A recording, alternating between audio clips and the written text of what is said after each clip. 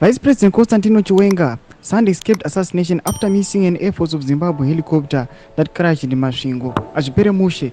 Tinomuudza kuti aiwa Chiwenga izvezvi zvakamomotera hazvinambomira mushe kumhuri kwaChiwenga. Muzara nezuro aiwa ndege yaifana kukwira yakabva yanokrasha zvayo vanoti aiwa aganiswere zvangu tiri kubulawayo kusiri munhu kwaakanoswera ari zanapinda mashuka mudanyo kupana munoti subscribe like or turn on the bell icon timina munhu mumwe gomuchinzi.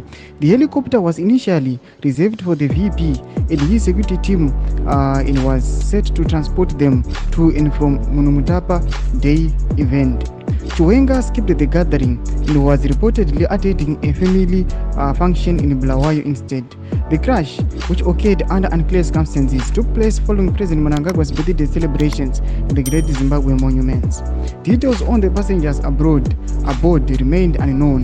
This story is still unfolding. Pamba tuona kuti VP Chiwenga aiwa plane yakanga iri received for ivo ichinzi ava komana ava ndo plane yafana kukwira aiwa ndo yamunoziva kuti maona mapictures aimiona kuti akaita plane crash zvamuziva vamwe vatanga kutora mashoko vachiti aiwa vakambora mberi ima zvikopokopo zvekwaDaniel iko zvino zvavo mapepa izvo nezvo zvakuita panapa toona kuti chakatokonzeresa kuti VP Chiwenga asanoatenda this ceremony yemunhumutapa inyaya yekutoti inhau dzematensions dziri kuitika idzi anoti akafemegwa nei aiwa mwana wevhu ndobva anoswera zvakari kubulawayo kufamily ceremony zvakasvizwa kuti kune ceremony yemutungamiri wenyika panapa nyatsokuona kuti panapa situation yatova tense panapa ndogara ndichitaura panapa chiti aiwa ropa asati atanga kudeuka kumana 2028 uyu tichasvika aiwa tasvika kuheroes ika kakawanda panapa toona kuti vanhu vanonyatsokuona kuti apa Chiwenga apaka aiwa mwari achiri kumuda aiwa achiri kuchengetewa chimotidzai mafungiro enyu moti kudii pamusoro pechitiko ichi pina comment section medu musano subscribe or like turn on the bell icon.